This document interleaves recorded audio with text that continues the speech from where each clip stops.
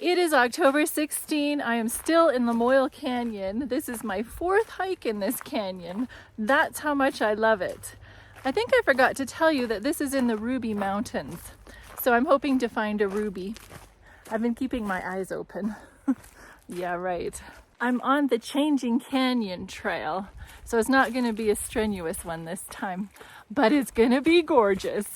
And it'll be just long enough for me to talk to you about divorce laws in the Bible. When a man takes a wife and marries her, and it happens that she finds no favor in his eyes because he has found some uncleanness in her, and he writes her a certificate of divorce, puts it in her hand, and sends her out of his house.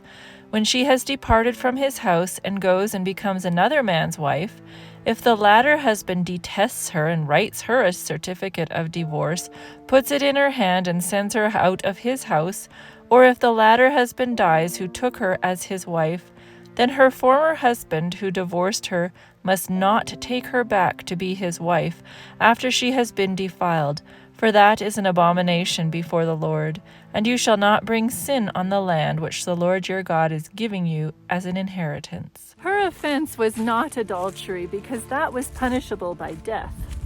It was simply some behavior that her husband considered improper or disgraceful. The Jews understood this Mosaic precept to mean that a man might divorce his wife for almost any reason.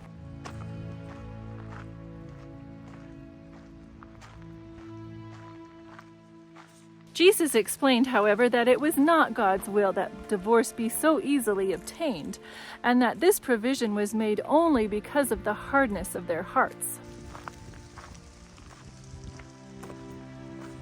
The bill of divorcement was to be done formally, perhaps before witnesses, that it might be legally valid and incontestable. The husband was under obligation to send her forth provided with at least the necessary means to reach her father's house in safety. Her formal departure was a public announcement that she was no longer the man's wife and was therefore free to remarry.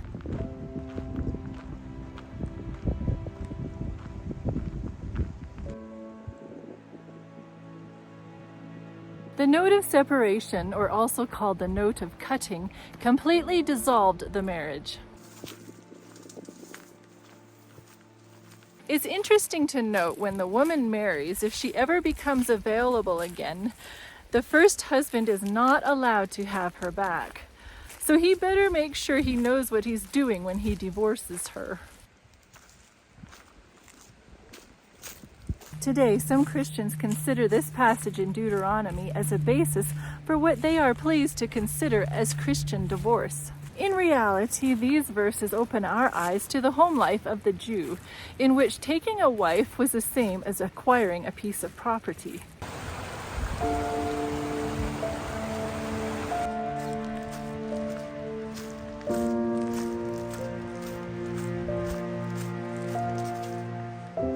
It's nice to give us benches every so often. The husband's authority over his wife was absolute.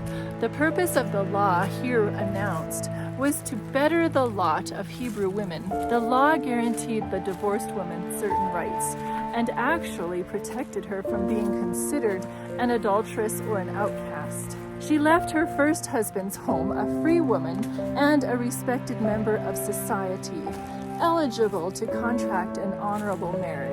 It was against the concept of the wife as property that Jesus spoke so emphatically. It had brought great misery and injustice to Jewish womanhood. This law did not institute divorce, but tolerated it in view of the imperfections of human nature and the low moral concepts of God's people at that time. To know God's mind concerning marriage, one must not camp at Deuteronomy, but must journey back in time to Genesis.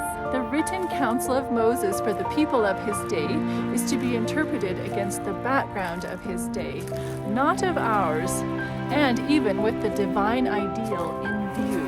Jesus lifted men's eyes once more to that divine ideal ordained in Eden. That first marriage provides the pattern God would have his people follow today.